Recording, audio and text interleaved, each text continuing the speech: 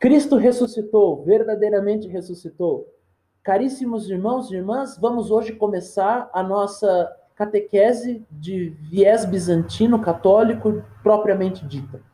Então, no último vídeo em que nós falamos sobre anúncio primeiro, sobre o que é a fé cristã e seu conteúdo, nós estávamos falando sobre o fato de que nós devemos fazer alguma coisa. Ou seja, nós devemos crer no Senhor, devemos abdicar ao pecado, receber o santo batismo e viver de acordo com aquilo que Cristo nos ensinou através da sua santa igreja.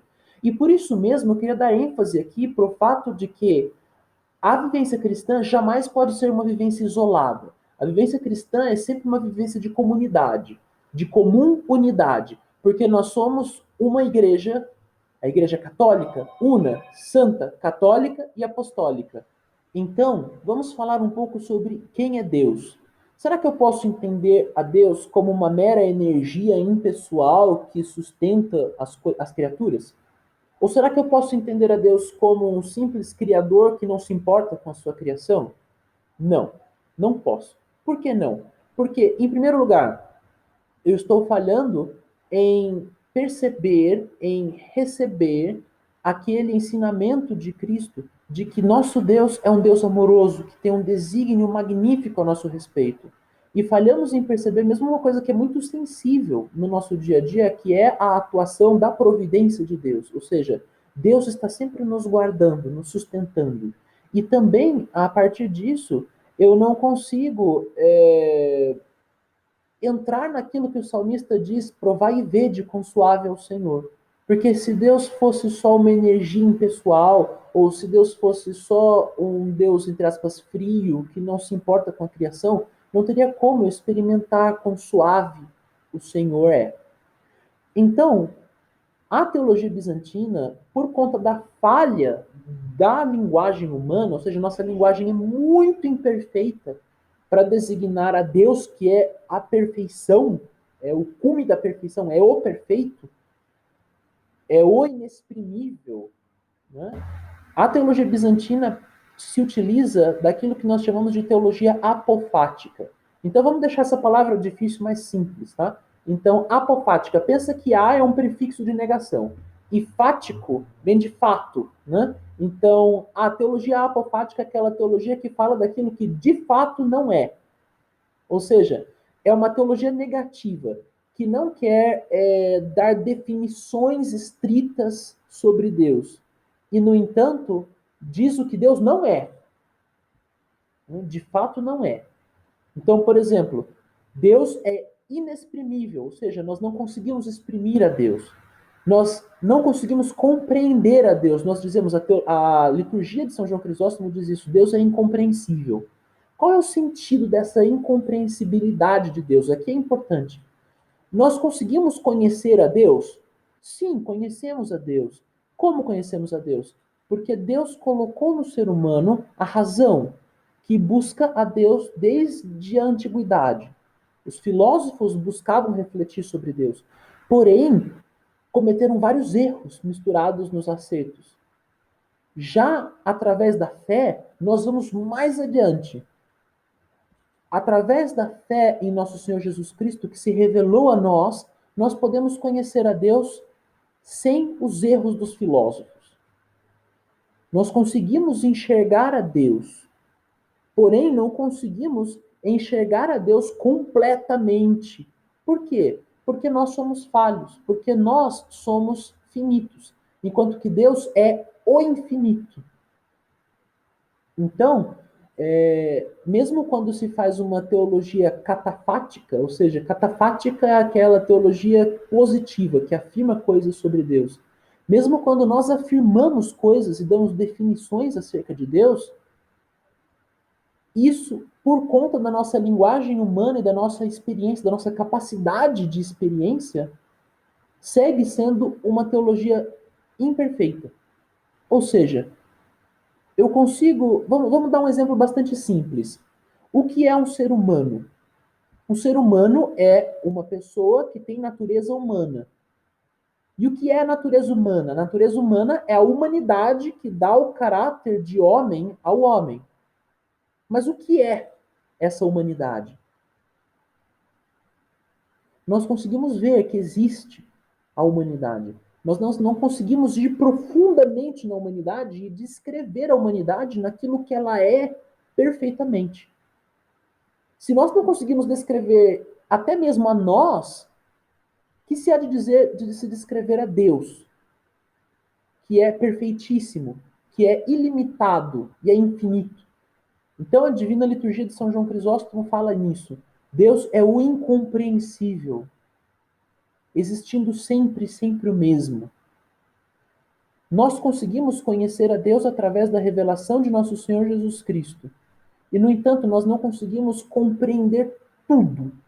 Nosso Senhor se revelou sim, mas nós não conseguimos compreender tudo. É como a imagem de uma nuvem. Pensem numa nuvem. Nós vemos a nuvem, conseguimos enxergar a nuvem. Podemos saber que a nuvem é composta de água, partículas de água, mas nós não conseguimos ver através dessa nuvem. Então, Deus se revela a nós, inclusive ele se revela assim no Antigo Testamento, ao profeta Elias, como uma nuvem. Nós, às vezes, buscamos a Deus naquilo que é muito catastrófico, que é muito grandioso e esplendoroso, e, de fato, Deus se revelou como majestoso muitas vezes. Como, por exemplo, ele se revela ao povo de Israel sobre a montanha, sobre o Horeb, né, o monte da aliança, através de tremor de terra e fogo que toca a montanha. Né? E os filhos de Israel não deveriam tocar a montanha, porque seriam fulminados. E, no entanto, Deus se revela ao profeta Elias como uma nuvenzinha que passa, uma brisa que passa, suave, um sussurro. Então, aqui, quando nós falamos em Deus, nós devemos ter em mente isso. Deus se revela a nós. Mas, como diz a igreja no rito bizantino, quando nós celebramos a transfiguração do Senhor, Deus se revela a nós e nós entendemos como podemos. Nós não somos capazes de absorver toda a revelação de Deus, mas nós somos capazes de entender um pouquinho. Nós somos capazes de, com São Pedro ali, dizer: Senhor, é bom estarmos aqui convosco. É bom, de fato, estarmos com o Senhor. E nós podemos, sim, crescer no conhecimento de Deus, através da Sagrada Escritura, através do conhecimento do Senhor, em tudo aquilo que ele se revelou. Na Sagrada Escritura, na Sagrada Tradição que os discípulos deixaram, que os apóstolos deixaram a toda a Igreja Católica, e através do ensinamento da mesma Igreja Católica.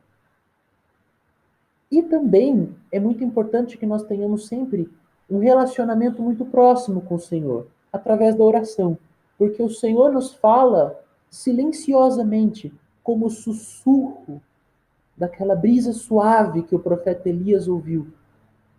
E ele nos fala assim no interior de nossos corações. Então, falando sobre a revelação de Deus, São Gregório de Nissa já falava que quando o assunto é a essência, a natureza de Deus, o melhor é sempre o silêncio. Por quê? Porque nós não conseguimos expressar, nossa linguagem é muito, muito débil para expressar a natureza de Deus. E aqui vale uma imagem, uma figura. Vamos entender através de uma figura. Nós temos uma janela. Essa janela está coberta com uma cortina bastante densa. Nós conseguimos ver alguns raiozinhos de luz passando através da janela, nós conseguimos ver o brilho da luz do lado de trás da janela, mas nós não conseguimos ver o que está do lado de fora. Então, nosso Senhor Jesus Cristo nos abre essas cortinas. E, no entanto, seríamos incapazes de olhar diretamente para esse sol que brilha lá fora, porque ele é infinitamente mais poderoso e mais brilhante do que o sol natural, do que o sol físico.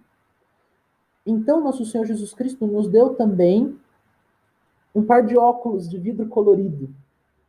E a partir do momento em que nós colocamos esses óculos com os vidros coloridos, nós conseguimos olhar para o sol de uma determinada maneira.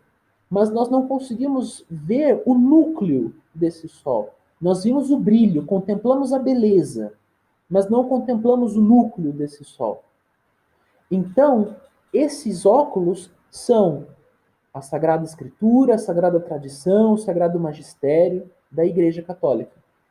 Eles nos permitem olhar para Deus e compreender algo, contemplar algo de Deus. E então, quando nós morrermos, se formos fiéis e bons dispensadores daquilo que o Senhor nos deu, nós iremos para o céu, onde passaremos a eternidade no gozo, contemplando a visão de Deus, contemplando a Deus face a face. Isso seria como, adaptando a nossa imagem aqui, como se nós fôssemos viver na superfície do Sol, caminhando no Sol. Estamos em união com o Sol, estamos em contato direto com o Sol, mas ainda não conseguimos ver até o núcleo. Podemos cavar, ir fundo, fundo, mas jamais chegaremos no núcleo desse Sol. Então, aqui o que eu quero mostrar é na teologia bizantina, em toda a teologia católica, mas a teologia bizantina tende a dar uma ênfase muito grande nisso.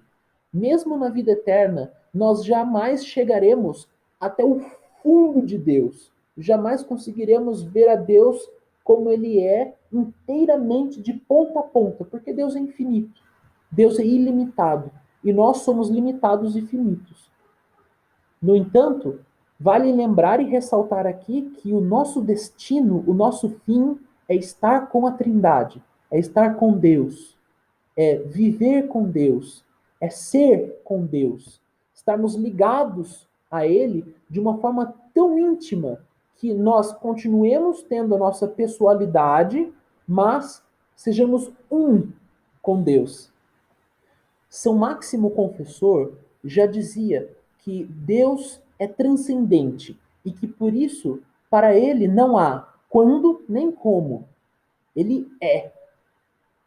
E assim, Deus se revelou a Moisés, dizendo: Eu sou aquele que sou. E de dizer ao povo de Israel: Aquele que é, me enviou. Então, aquele que é. Mas o que é a palavra ser? O que significa ser? Qual é a essência de ser? Isso é um mistério. Portanto, o nome de Deus é um mistério. Nós o conhecemos, mas não conseguimos entrar na profundidade sequer do nome de Deus. Não conseguimos ir ao núcleo do nome de Deus, ao núcleo rígido do sentido da palavra ser, em sua essência, em sua natureza.